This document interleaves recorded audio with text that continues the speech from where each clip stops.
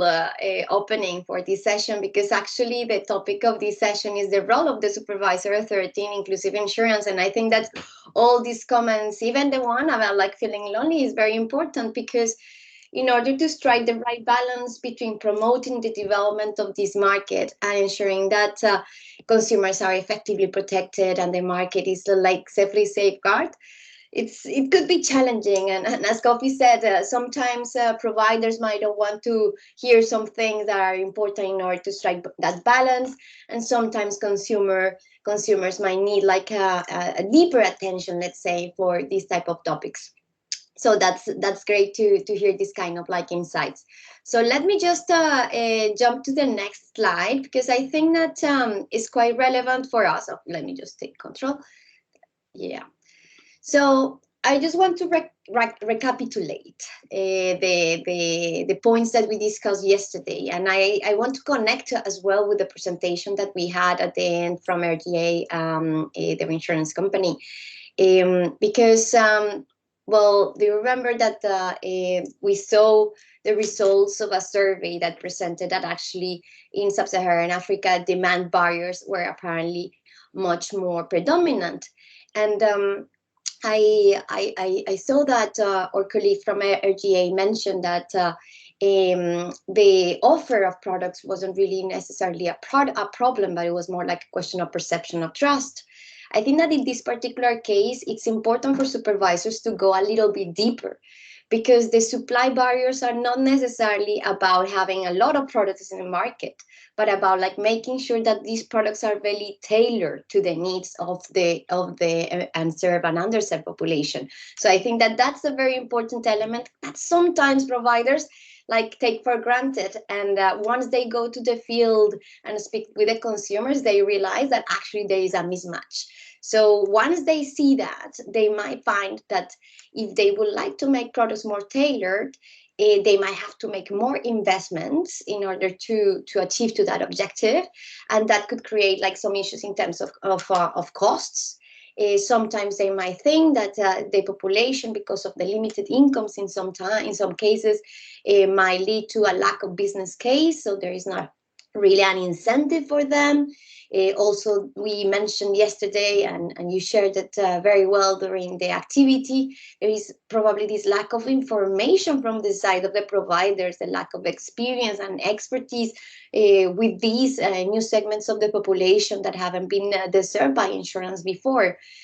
Something important that I think that some of you mentioned is that the lack of information beyond the information from the consumer, but also weather data, for instance, to develop very innovative and specific products, for instance, index-based insurance products, that probably that information is not available in the country. It's effectively another obstacle, and sometimes it's very difficult to insurers to overcome this. One important element that sometimes they do actually is to really support these capacities of product design with the support of the insurance companies. Also, another obstacle that we mentioned is related with operational factors. And I want to connect these with one topic that you have highlighted as a very relevant for this training, which is technology and digitalization, because effectively, technology, digitalization of the customer journey aims to overcome some of these operational factors that sometimes hinder the possibility to reach the unserved and underserved populations, because they might be like isolated, they might not be very well acquainted with brokers and agents. So really using a mobile, for instance, in order to reach them will make easier for providers to ensure the provision of insurance. But obviously, this comes with investments and with integration of other stakeholders. Maybe something as well that is important for this training is the lack of clarity with the regulatory framework. Do you remember that yesterday we were saying that when we talk about the regulatory framework applicable to inclusive insurance, we couldn't really focus only on the Insurance Act, depending on the legal system, the insurance code or the commercial code. But we really need to go well beyond and look at all these regulatory frameworks that might be applicable. And sometimes providers can get a little bit lost in the woods, actually, and it's not difficult to get lost. We are going to give some examples on mobile insurance, and when you look all these regulatory ambits applicable, you can get lost very easily. So that actually is another obstacle that we have mapped during consultations and in previous projects with the industry. Maybe something important, actually, when we talk about supply barriers, we're not talking about only about insurers. One component that we really need to pay attention in inclusive insurance is distribution. So this is actually one of the most challenging areas, and I think that supervisors, as you will see, play a very important role in order to unlock distribution channels. But currently the barriers are like those traditional distribution channels that are available according to the law, let's say brokers and agents. Generally they don't reach consumers unless we tweak the regulation in a certain way that allows entities and individuals with lower requirements of training or skills in order to offer these kind of services. So if we have this problem of lack of access, we need to really identify who is the network that support the consumer in order to see if those entities actually could operate as distribution channels. Also, an important problem that it's very present in inclusive insurance is that the traditional brokers are not necessarily interested in this market. This actually, I think that has changed a little bit during the last, I would say, 5 years, because if we talk about microinsurance, certainly some brokers might not see that it makes sense financially for them because the commissions are based on on the premiums of the product. Premiums might be low. Also reaching to these to a critical mass might be difficult for them because they don't know the market. But nowadays that we have like different aggregators participating in the value chain of inclusive insurance, and we have like, for instance, mobile network operators, mobile money providers, we have technical service providers as well that actually have already a business scheme behind this and are very interested in participating in the market. So this can be a little bit different depending on who is that stakeholder. But what is very clear is that generally the traditional intermediaries of insurance are not very interested in this market. So they are really the newcomers who are quite interested. In terms of demand barriers, which are very important as well, but I would say they are equally relevant as supply barriers. And if we scratch the surface, we will see that they are present along with supply barriers. Trust and awareness. So I think that you all agreed yesterday that sometimes a bad experience on insurance really damages the reputation of the sector. And it's not only for me, but it's also for my friends, for my family. And this kind of like mouth-to-mouth effect is very important in inclusive insurance. This is very important for supervisory authorities because building trust is one really of the mandates that supervisory have. And striking the right balance, as you said, that is very challenging in order to build that trust, but at the same time make sure that there are products that are offered to them could be sometimes challenging. So in order to ensure that that doesn't happen, supervisors can take like measures in order to ensure that actually consumers receive the promised benefit, that also actually they are treated fairly, and very importantly that they know about the products that they are purchasing. So we're going to hear a lot about examples where unfortunately clients do not know that they are insured. This is unfortunately something that we find in mandatory products, and that doesn't mean that mandatory products are bad. It's just like sometimes these kind of like interventions in order to raise awareness of these products take it for granted, and this is very important. So we're going to go deeper, but I just wanted to flag already some of these topics. In terms of demand barriers as well, affordability, you mentioned it yesterday, and with affordability there is an issue that is not only about having the money, so that's effectively an issue, but it's also about like when the segments that we are aiming to provide with insurance have the money. So probably a farmer won't have the moment at the money at the moment of the sowing, because they might have a lot of productive investments at that time, but probably at the moment of the harvest, the farmer will have the money to pay for the product or to pay a part of it. So that's also an important element that is very present in inclusive insurance. Also, something that is key is like the fact that insurance is probably not on top of the minds of those who haven't had access to insurance before. Well, there are like a wide range of risk management tools that are used. So we have seen in the recorded model, you have seen savings, for instance, is very used, support from family and friends, and technology actually is playing an important role in order to enable these other risk management tools. Maybe an important comment here: insurance is not the panacea in terms of risk management. It doesn't solve all the problems, but we know that insurance builds resilience when it's like coupled with other risk management tools. So we don't want to like the unserved and underserved population stop using these other risk management tools, but we would like to make sure that insurance is integrated in that kind of like portfolio of risk management tools that generally are informal for the segments who are unserved and underserved. Another important barrier are cultural and religious perceptions.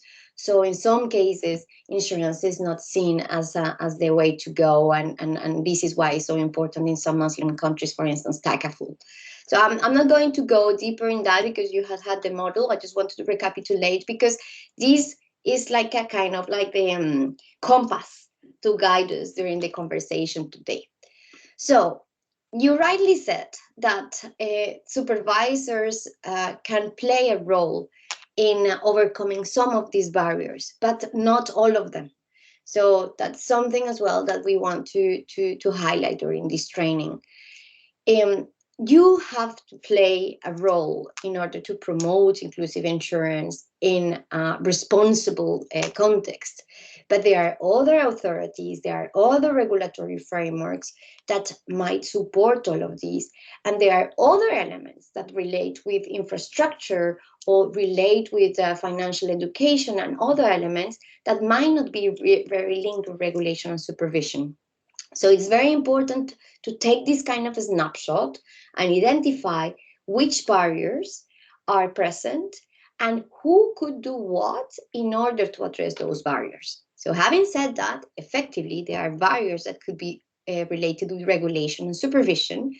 And I'm going to mention very quickly some of them. And I think that I have already done it before, but just to wrap up this. So we identified that in supply, there were already some elements. And the regulation could actually enhance those barriers. For instance, if certain insurers or risk carriers who might be willing or are interested in participating in offering these products are not allowed to do that. So we will see that supply barrier becomes justified because the regulation is quite strict that doesn't allow these risk carriers to participate. So the regulation is in a certain way unintentionally creating that barrier. Also, that happens in terms of the restrictions of distribution channels, as I mentioned, and in terms of demand. This could happen when, for instance, regulation established like a very clear frequency of payment, of premium payment, even though the flows of incomes are quite different for the population. Also something that might hinder unintendedly these processes, for instance, restricting remote contracting mostly nowadays, where mobile insurance is so relevant, and we all saw it with COVID-19. So just flagging that, I know that you are very, very aware of those, but I just want to highlight on that connection. Now I want to come back to what you mentioned before. So really, one of the biggest challenges for supervisory authorities is to implement that proportionality principle. No, so okay, with all of these, how do I take measures to push the development of inclusive insurance? But how can I make sure that consumers are always protected and the market is stable? So what we're going to do in this training is to not to give you like a silver bullet solution, because that doesn't exist, and I'm sure that you're more aware of that, because every time there is a new innovation with new supervisor risks, with new challenges, and addressing this risk might be very different on how you addressed a similar risk in the past. So what we want to convey with this training is actually to give you like a kind of a tool to implement the proportionality principle, and apply it in different scenarios, in different cases, for different type of innovations. So there are like 3 steps that we really advise you to consider. And those 3 steps actually are aligned with a risk supervision approach.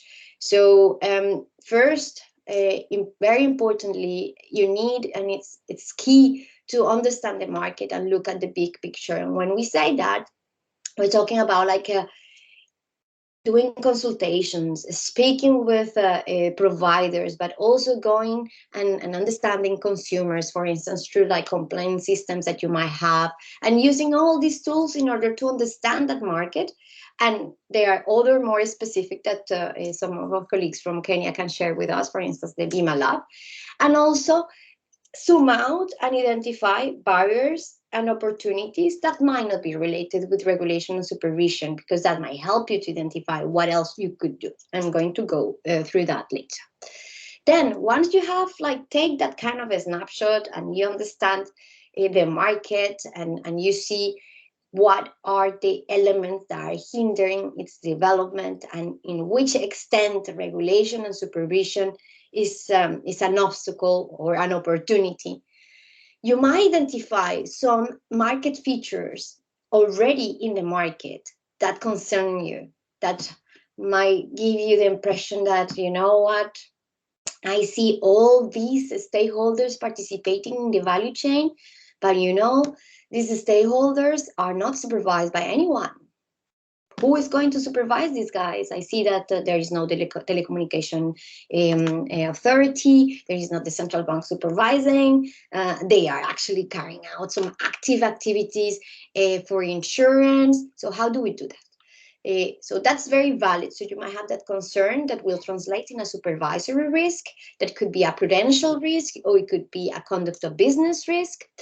And the key of all of that is like how to balance those risks with the benefits that they might bring. And this is where like it's challenging, and we're going to see how to do it. And addressing those risks actually be done through regulation, but not always is about regulation. So that's a very important point. So I'm going to start with understanding the market. If you do yourself, please. Thank you. So one important thing to look at, and do you remember that in the homework, some of you identified already in which stage of development of in the insurance market is your country? This is very important. Why? Because if we adopt measures that are like appropriate for a stage 4 market, so a very diversified and developed market, it will be very complex really to address the risks if you are in stage 1, because they might be not the risks that are present in stage 4. So it's very important to understand first, where are you in terms of understanding the market? So I would like to ask some of you who have like already completed the model and have shared some thoughts around it. what is your market, what is the stage of development of the market. And maybe I don't know, Abdul, if you are online and if you can share a little bit the case of Ghana. And if Abdul is not here, maybe someone else from Ghana who could tell us where is Ghana when we look at these stages of insurance market development.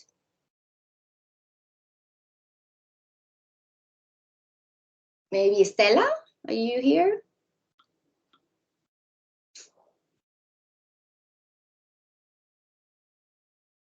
Hi, Andrea.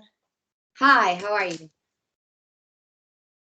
Uh, I'm having a bit of a network challenge. I just logged back in, No worries. So we were and I got wondering. to work. I tried to know. Sorry? I said I just logged back in, and I caught your last words. I logged off and I logged back in. I caught your Okay. last words. I wanted to know. Yeah, so basically the question is like one important element to move forward with adopting a proportionality principle is to understand the market and to see where are you in terms of its development. Is a nation market, is early grow and compulsory, early retail, diversified? You saw all of these in the recorded model. So where do you think that Ghana is right now in terms of the development of the market? Do you have already or do you have very simple products like maybe credit link products, or do you have already quite diversified offer with different distribution channels? You have like in these kind of diversified products, maybe healthcare, agriculture insurance, maybe savings link products. How do you see that, Ghana, in this chart? So, in Ghana, we have diversified products, not too diversified, but there's some variety. We have some hospital cash benefits, right? Agricultural products.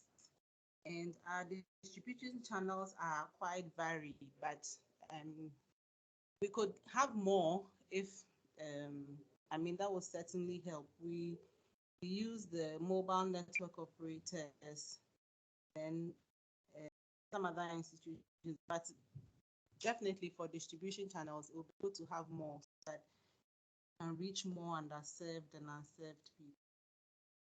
Okay, thank you, Stella. So maybe we could say that Ghana probably is in stage three or between stage two and three or something like that.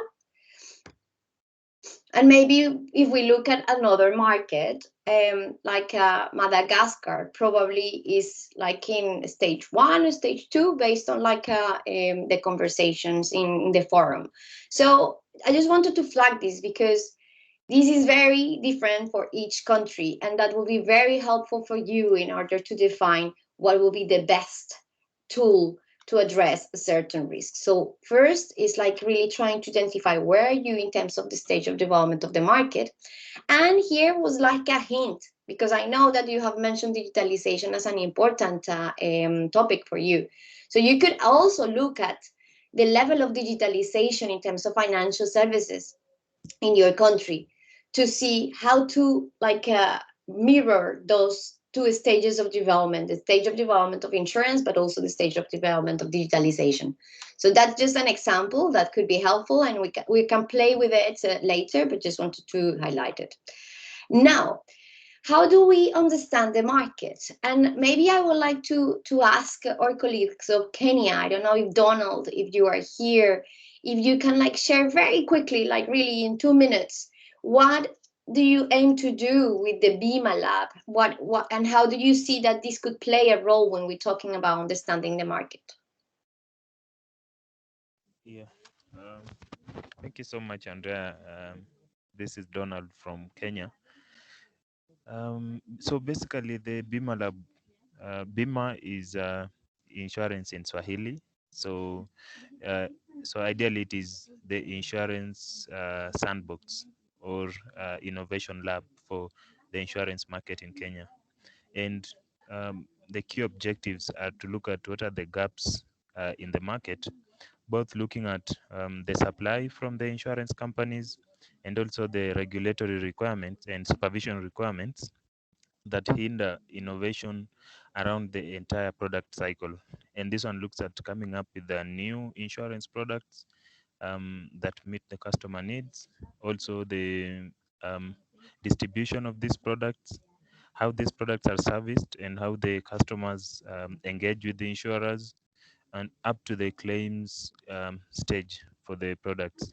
So ideally, just looking at what are some of the hindrances um, that inhibit the development of the market and maybe innovation around insurance services. So we've seen a number of solutions coming in. The sandbox has been okay. Let me say. So the lab is divided into two parts. We have the lab where maybe new and innovative ideas that are not ready to get to the market are developed. So there's a lot of guidance and mentorship and maybe discussion with the industry experts. And then there's the second part, which is a box where the sandbox, where now the developed solutions which have gone through the lab are now given an opportunity to test the market. So looking at the discussions we've been having from yesterday up to today, uh, the lab is supposed to meet key objectives of ensuring that um, if there's any hindrance to innovation or maybe reaching some of the markets that are unserved, is there something that we can do even to the licensing process or maybe capital requirements or reporting requirements so that then a number of entities can be able to test solutions without necessarily having to comply 100% with the current regulations. We all know from our own areas that it takes a deal of effort and also time to amend most of the regulations, supervisory regulations that we have. So the idea is, how can we then look at whatever regulations that we have and then give guys a chance to innovate? And definitely now this one requires even more supervision to ensure that if any of the requirements are relaxed, then there should be a lot of scrutiny and reporting and security from the participants in the lab, and then ideally then guiding them to meet the ultimate supervisory requirements. And also one of the objectives is to look at what are the gaps in the current um, licensing or supervision requirements that can be amended to allow for an innovative and growing industry. So we hope that this initiative will be a big boost for the market here in Kenya. We have seen a number of solutions go through the lab.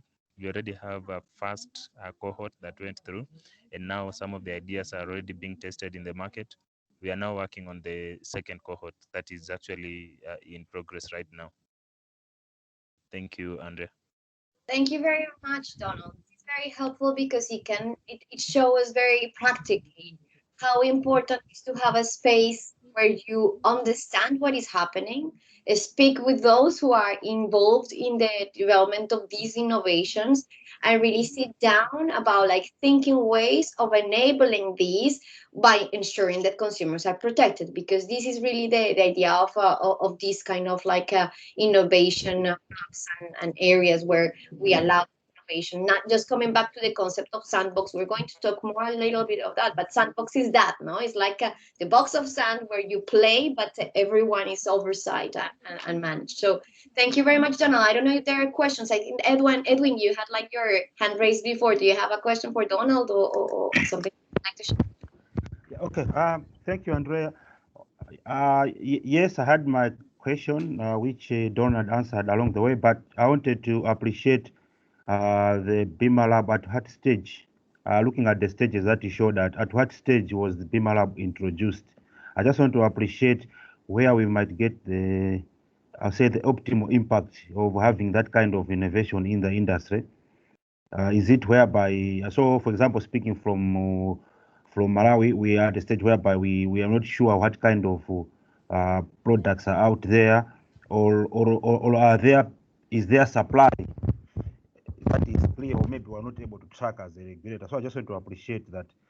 Do you do this when there are many diversified products already, so that you're trying to correct the situation, or you can even start whereby you are not really sure what's happening in the market? So I wanted to find out at what stage did Bima Lab was introduced in Kenya. Yes. Thank you. Thank you, Edwin. Don't know. Thank you, Edwin. Yeah, I think for the sandbox could actually be introduced at any given stage of the market, but in my opinion, the best option would be having an understanding of the gaps that exist in the market. That means there should be some developments already in terms of the products in the industry and even a number of industry players already. That one helps the regulator also to understand what are some of the gaps that are hindering these kind of innovations, or maybe inclusion, insurance inclusion, and the entire inclusion maybe in the entire financial industry. So I think for us in Kenya, we are not at a nascent stage where we are trying to learn and firefight when it comes to insurance. We have already had we have a number of entities already doing insurance, and they've been doing that for quite a long time.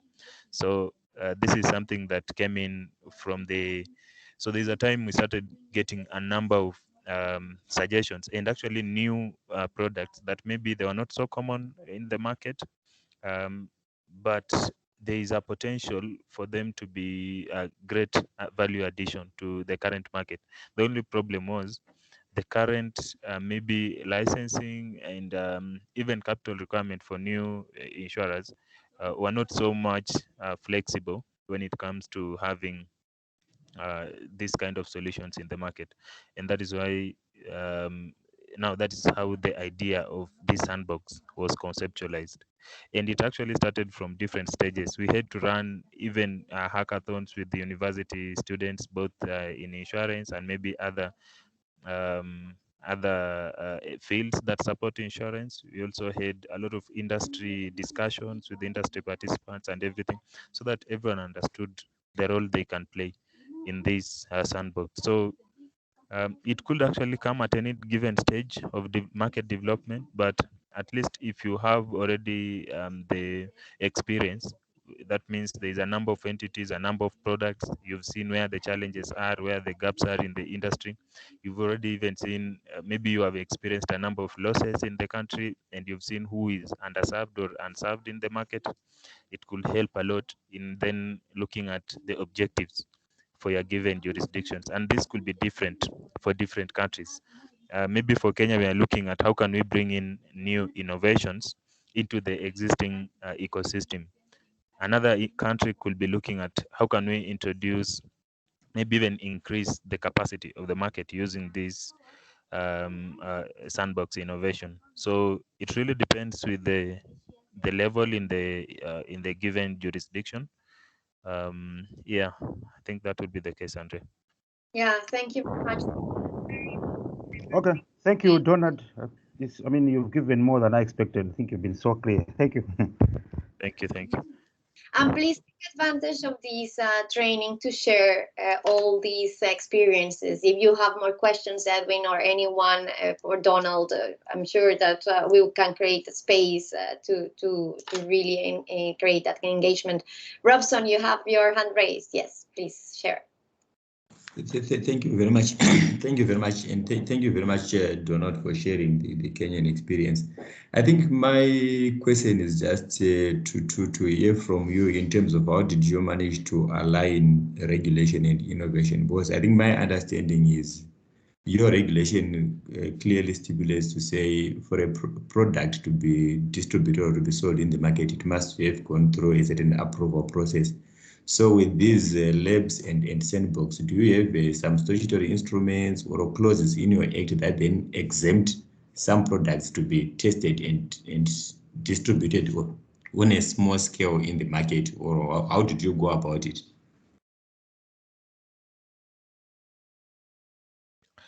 Thank you. So I think one key thing to mention is, so for us, even here in Kenya, it is still, the sandbox idea is still a work in progress, and we are learning every day as we continue with the implementation. But just to look at the question you've raised, yeah, so we have not really done like an overhaul of the current licensing requirements, but we discovered that some of these solutions were actually creating a lot of hiccups because it takes time maybe for the regulators and even other industry players to really understand the kind of solution that is being proposed in the market. It could be good, but if the users do not understand it, then it may not really catch up. So one of the things we've done is we have not completely like loosened any of the, let me say, like for instance product approval requirements, but what we've done is increased the engagement between the sandbox participants and the insurance industry and even the regulator. So for instance, it takes around maybe, let me say, 3 to 6 months for the entire sandbox journey for a given solution. So during this time, the solutions or maybe the participants get to interact with the insurance companies. They get to understand what are some of the needs that are required. They also get to interact with the guys from the regulator just to understand what will be the requirements, what will they need to have everything in place. But currently at the moment, we're also working on, let me say, like a proposed regulation for this kind of solution. So maybe those that are not really covered by the current kind of licensing requirements, what will be the alternatives and what will be their separate maybe reporting requirements, something like that. So it is still work in progress for us, but I think the main thing right now we've seen is having the current, or maybe bringing the solution providers and the users closer together. So uh, so the sandbox participants get to interact with the insurance companies and even any other. So the thing is, if maybe you are coming up with an innovative product that will need a given distribution channel, you also get to realize that maybe a member within that team could be providing a service that you need. So it then hastens up that innovation, the journey that the innovation needs to get to the market. And those are the things that we are looking to achieve, so that we don't waste a lot of time in trying to convince maybe the company or the regulator that this is the thing, because then you've already worked with these guys, you have assessed this solution from conception even until the stage where it gets ready to go to the market. So right now we are still working on the separate regulations. We have not loosened any of the current requirements, but what we've done is bring the different stakeholders together so that we shorten the period of getting to understand the solutions and getting them to the market. So the second stage is now working on those kind of regulations for unique solutions, and that is something that is still work in progress for us. Thank you, Donald. That's very helpful. And I think that that last comment that you made is really aligned with what you're saying, because it's this process that is very iterative as well, but it needs to start with understanding, with the speaking, with making those consultations. And then based on that, you will know what requires more focus in terms of regulation and how to advance with that. So that's very grateful. Thank you very much, Donald, for sharing that with us. Maybe for the benefit of our other participants as well. It's like, as Donald said, sandboxes are effectively a tool to understand the market, to create that kind of engagement with providers, but there are other ways about to do so. For instance, through consultations, if you have microinsurance or inclusive insurance committees, or you have like the frequent meetings with the providers, that's also an important element. Morocco, for instance, recently carried out a diagnostic on microinsurance, and that really helped the ACAPs to have like a snapshot of the market. So there are different ways. Another way that I want to flag is like a robust monitoring and evaluation tool. We will get back to us. We'll have a session on this. But precisely all these tools, the key of that is really to constantly use them and analyze them, because the market is so quickly. I mean, like, I think that you all agree that this market of inclusive insurance goes so fast, so quickly. And now with technology on top of it, was even faster. So it's very important to understand it. And sometimes it's very difficult to keep the pace with that kind of like movement. So it's very important to be very strategic and intelligent around that. And consider something that Donald mentioned. And I think that was also linked with one question that was asked. What about resources? And we're going to get to that, but this is why we have to be very strategic. Okay, once we have this snapshot, and as Donald said, this understanding really helps us to identify what are the risks, how these market features could create some concerns, and how the third step will be how to address them. So I am going to give an example here, which is diverse participants, but what I really want you to show you is this structure, because it looks very simplistic, but this could help you really during this process of understanding the market and trying to identify which are like the supervisory risks that are associated with those market features, and then you will be able to define what to do with that.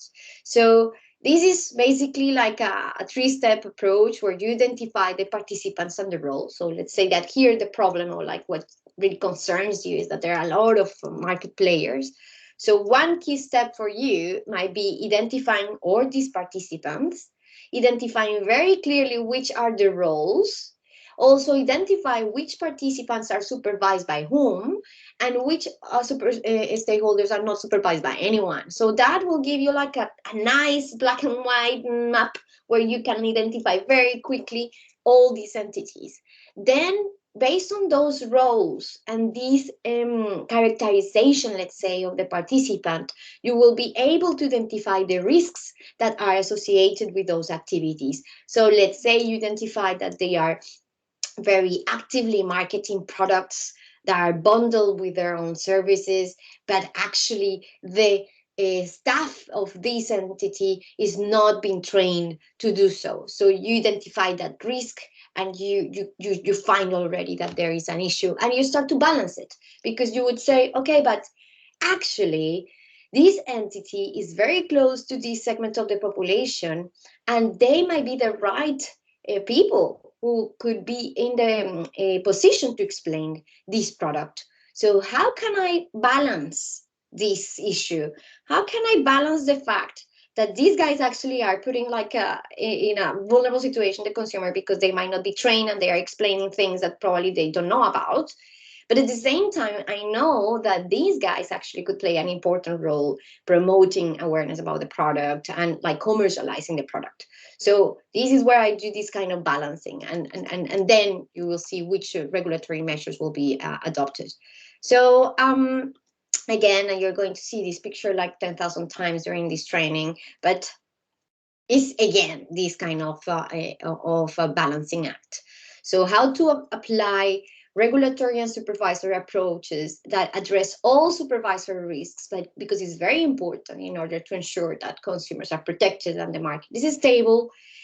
But when you're applying those approaches, just keep on top of your mind that they don't impose unnecessarily and disproportionate barriers. And this, you can test it precisely speaking with the stakeholders and doing simulations. So that's is like something quite practical, but that could really help on that. Now, I want to highlight that in order to assess, so once you are, for instance, in the sandbox, or you have already the snapshot of your market, and you identify that actually it's quite good to allow these entities, but you have to take some measures in order to do that. There are like a couple of points that you need to consider. But the first one is like how the regulatory and supervisory framework is allowing the customer to have like a hassle-free experience where consumers understand the products, can use them accordingly, can effectively receive the benefits that have been promised. So a key factor is really about the customer journey. So I'm going to present very quickly, and I will receive 4 drawings, and I'm sure that in this training we are more than 4, so please do so. And I would like to ask someone, because I'm very conscious about the time, but really the most important is here. So I would like to ask our colleagues who share with us these drawings, because in order to understand if the regulatory framework is suitable for the development of the market and the protection of the consumer, I really need to understand who is this consumer, who is the unserved and underserved population, what are the things that they might need, and me as a supervisor authority can unlock. But this understanding is very important. So I might maybe ask Robson, I think that you sent one of these drawings, if you can share, and also I think that Pascal, who else? And then I think that was Lucy. So first who shared was Stella from Ghana, Robson from Zimbabwe, and Lucy from Kenya. Okay, well, let's start with Lucy. Lucy, can you explain a little bit who is the consumer in Kenya, and what did you draw here, so everyone gets into that understanding as well? Oh, thank you so much, Andrea. So I think my drawing is on the rightmost bit. So based on the homework, you are meant to identify the sort of innovation that has been done to promote inclusive insurance and who basically is the consumer. So for us, I think the biggest innovation has to do with our main network service provider, which is Safaricom.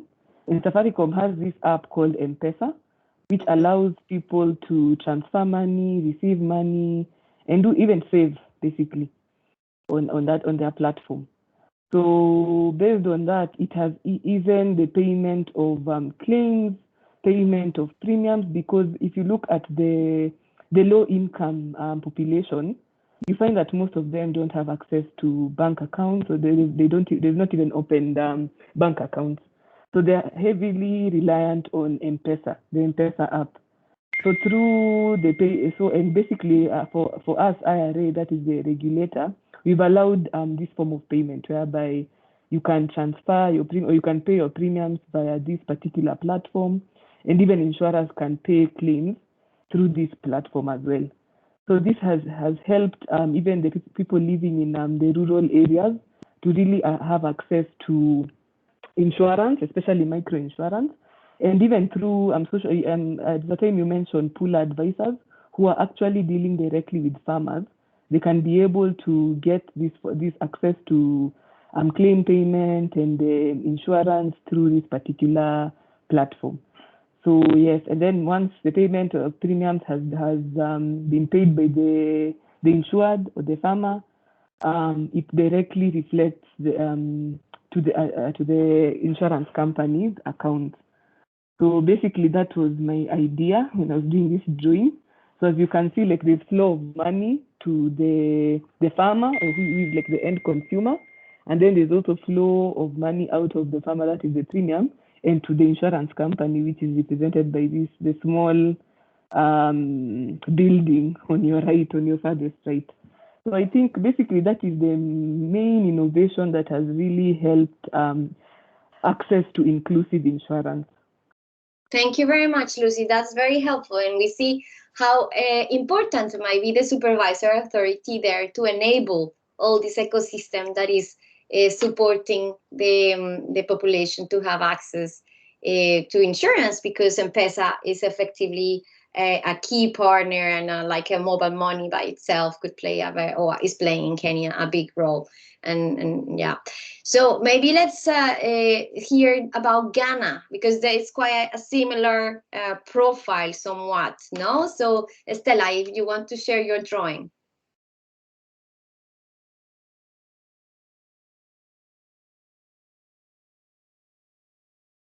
Stella? Yes, Andrea. Sorry. Hi. No worries. So with my drawing, it's a woman selling. It's a small. She has a small business, and with the aid of mobile phone insurance, or M Insurance, which is a collabo between mobile network operators and the insurers in Ghana, those who are interested team up, and they provide access to insurance through your mobile network. So most of the time, the mobile network operator is at the front, but the insurer provides cover. Most of the time is life insurance. So in my drawing, I try to portray a trader. As you can see, there's not much on the table, so she's not really a big commercial trader.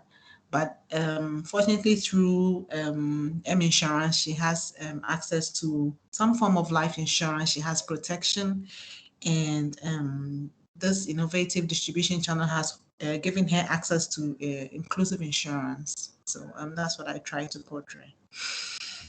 Thank you very much, Stella. I want to highlight something about your drawing that I really like, and sometimes we tend to forget. And you might find, I don't want to draw because, well, not you, Stella. I mean, like when we're doing the homework, like, oh, no, I'm not good at drawing, but I don't want to do it. This is for kids. And actually, this exercise is very important because we can like really associate the consumer, how we see it in our minds. And the fact that you draw a woman is very important, because unfortunately, we're going to see it as well through this training.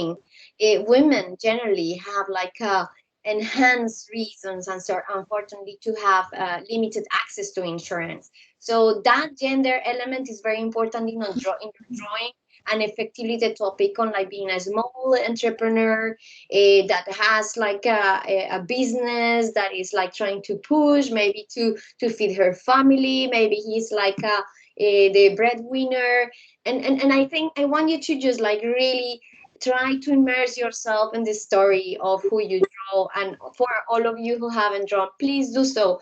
At the end of this training, we can do a beautiful wall of art from all of you, and I think that that will really reflect how you see your consumer. Robson. Thank you. It was a focus of mine to draw a woman exactly like you're saying. You have no idea how many times I drew and cancelled, but if I knew this was going to be put up, I would have probably drawn it much better. But no, it's amazing. Thank you very much. Thank you. Robson, I think that yours is here in the middle, so explain to us your drawing. Thank you very much.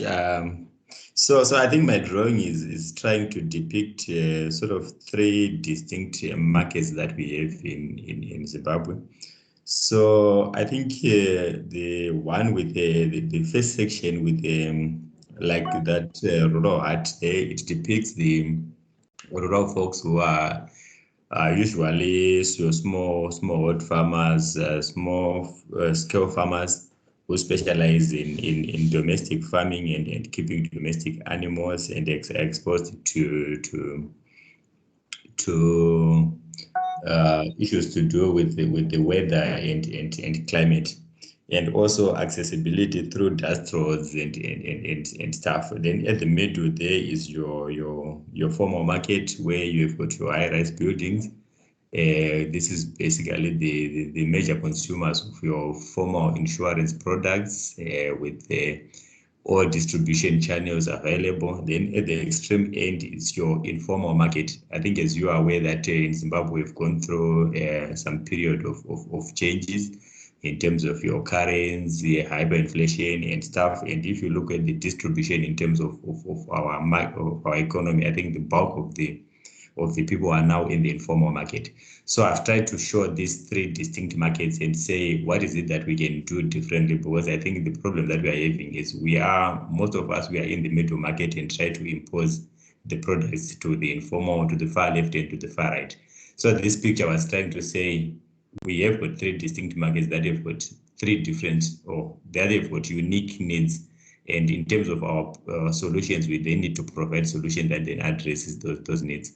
So in terms of rural folks, we are talking about your inclusive insurance through your weather index products, your those products that then address the issues of climate and stuff. And on the extreme end, on the informal market, we are then looking at those products that then addresses their needs from a flexibility payment of view, trying to address the specific risks that they are facing, issues to do with the protection of your families. If you are a breadwinner in an informal sector, you are disabled or you are unable to continue with your trade, what is it that you can do from an insurance point of view to ensure that you also continue to look after your families and stuff? So that was really the picture. But I think just for your own comfort, I think in the informal sector, I also tried to draw ladies and gentlemen there. It's only that my art is not really good. So I try to do gender balance there. Thank you. Thank you very much, Robson. That's very nice. I really like what you said about the gender balance, and very importantly, I really like how you depicted the difficulty to reach the underserved population. I think that this is something that we sometimes take for granted. That we say, no, well, the insurance company can go there and offer the products. Actually, it's very challenging and difficult. So it's very important to really piggyback on all these entities who are supporting these activities. For instance, those who provide seeds, those who provide training on agriculture, and depending on the needs as well. So thank you very much, Robson. That's very helpful. And as I said, keep sending your drawings, and we want to pick them during the sessions. Okay, so now we saw one piece of one side of the coin, which is the consumer. So it's very important to understand the consumer, but also to ensure that we implement the proportionality principle. We need to understand as well the pains and concerns of providers. And this is very important because we could develop a product that it's very tailored to the needs of the consumer. It really uses the channels that are closer to the consumer, but probably the product doesn't make sense financially for the providers. And that will effectively affect the sustainability of the product, and these ultimately will affect consumers as well, because the product will end up being taken out of the market. So it's very important that we look at these two journeys, the journey of the consumer, but also the journey of insurers, distribution channels, aggregators, etc., to design, distribute, and deliver the products. So you're seeing this slide already, a word that I'm sure that some of you know, which is suave for me in Spanish, but actually the acronym is in English, which is like actually an acronym that depicts some of the characteristics of insurance products. Very quickly, they refer to simplicity, understanding, accessibility, value, and efficiency. But we're going to see that later, but it's very important to make sure that if providers want to do that, they might need some elements to be present. And this is where it's very important to see how the regulatory framework enables this, but also how the supervisor authority openness and attitude facilitates a dialogue with the industry in order to understand which are like these kind of touch points that might be complex for the providers. An important message.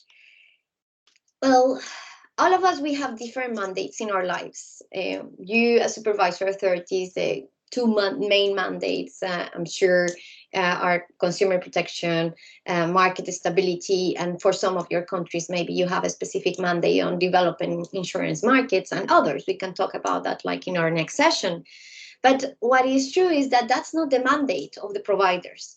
Effectively, they need to offer products that are valuable, that are sustainable. But if we're talking about insurance companies that are from like the private sector, we might see that they need to get back some profits to the shareholders.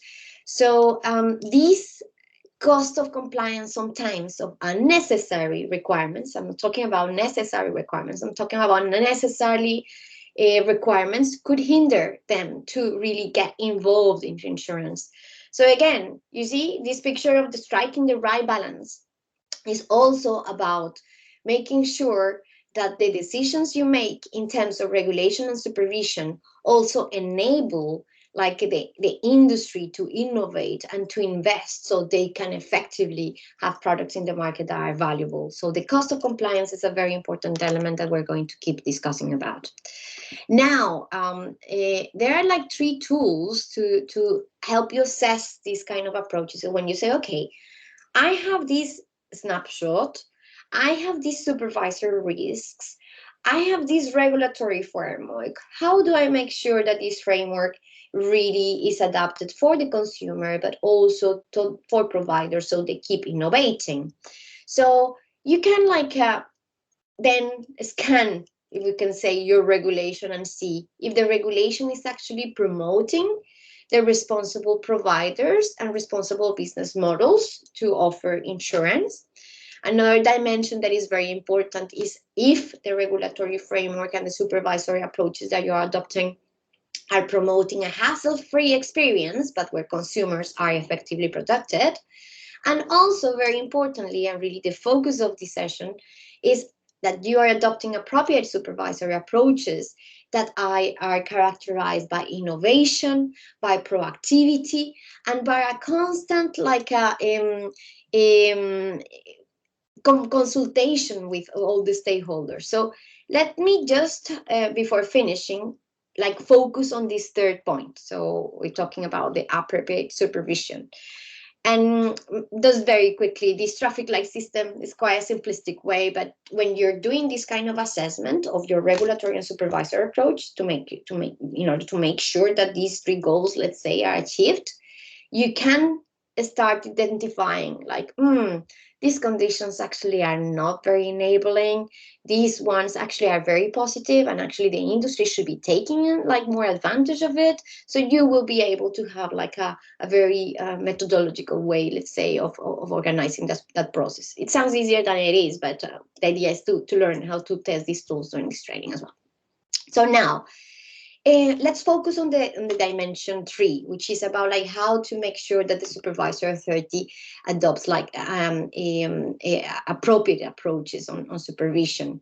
So we talk about capacities, and this is really to wrap up on the discussions that we have had before.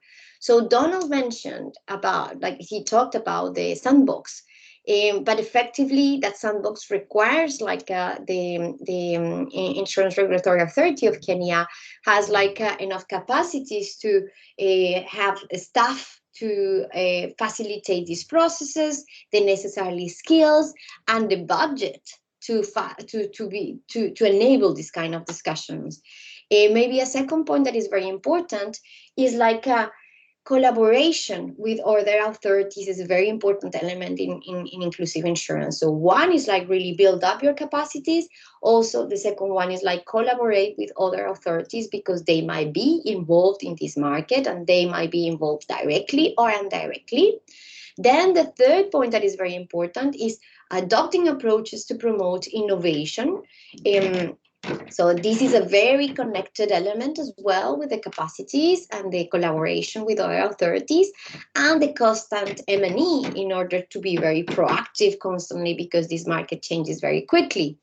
Maybe because we will finish in 5 minutes, but I want to just give like the floor to Donald very quickly and tell us a little bit about the capacities and how do you feel that the IRA I'm sorry, I'm so bad like when I have to say acronyms in English, IRA, has like built these capacities in order to manage the sandbox in terms of like financial resources. Do you receive support from other entities, maybe donors? If you can tell us a little bit about that, because I think that will be very helpful for all of the attendants of the training.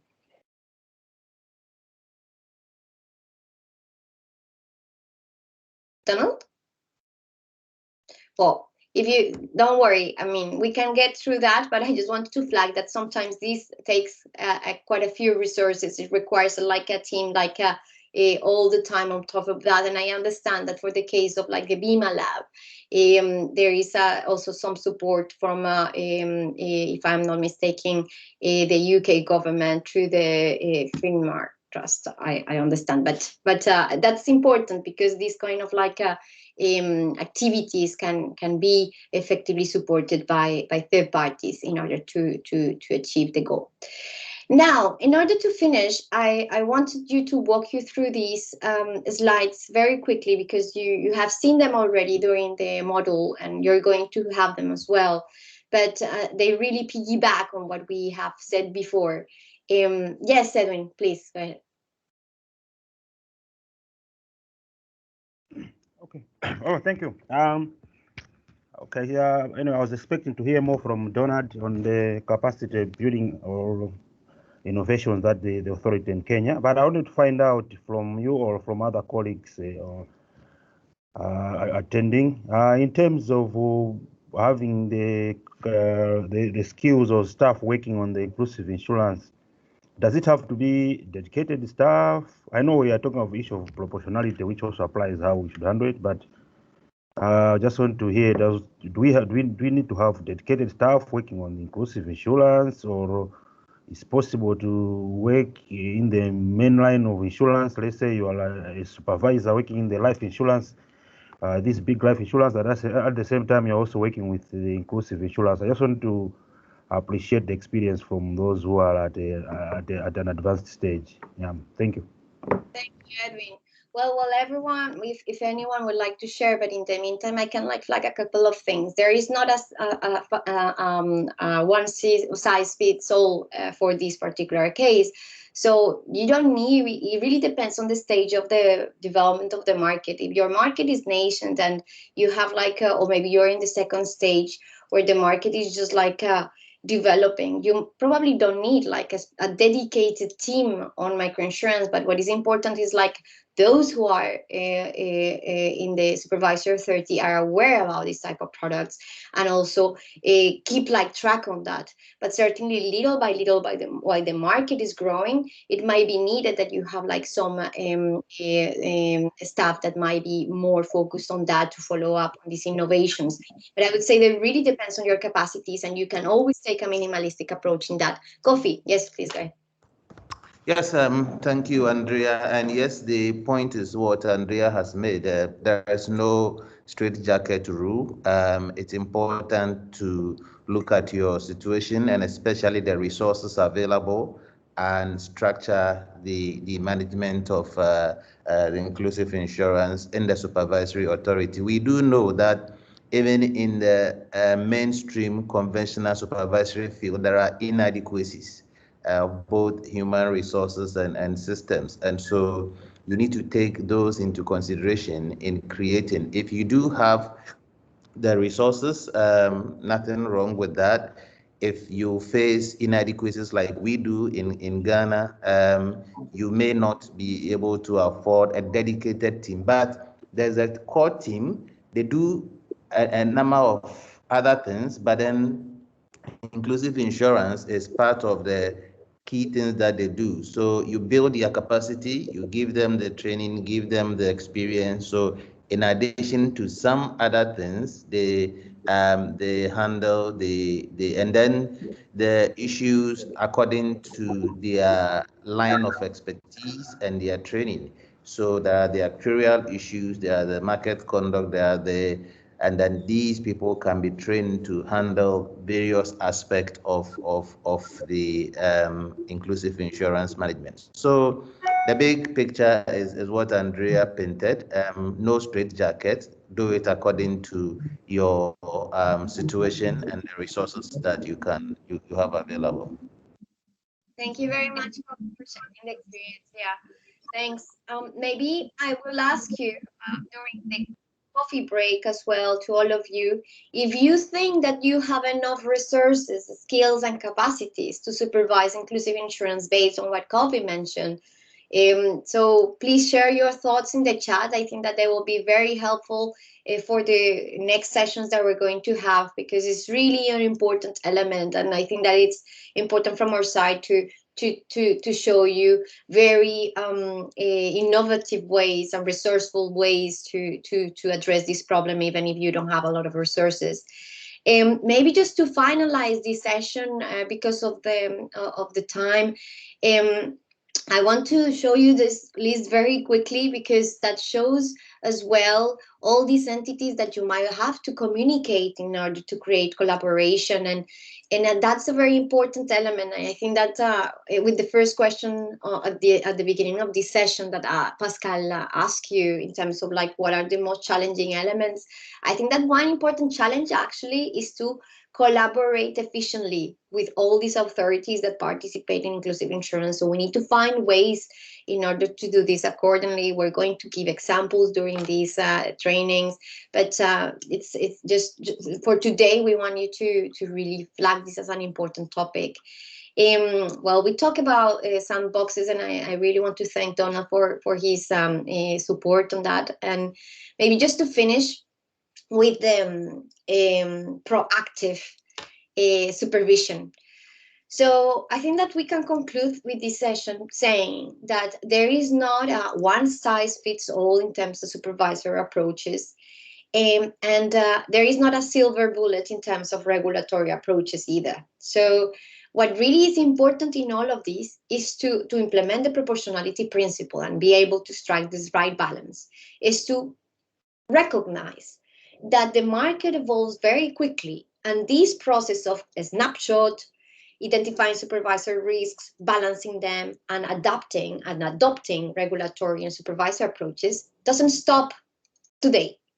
You need to do it every now and then. And I think that Kofi can tell us a little bit the experience of Ghana during all these conversations. And I'm sure that you have also, in South Africa, you have a lot of experience on that. So what does this tell us? That we need to be proactive in terms of reactive. So that's very helpful because we will be able to keep the market tracked, we'll be able to achieve our mandates, and we will be able to make sure that those problems that create mistrust, that creates reputational issues and market stability are well contained.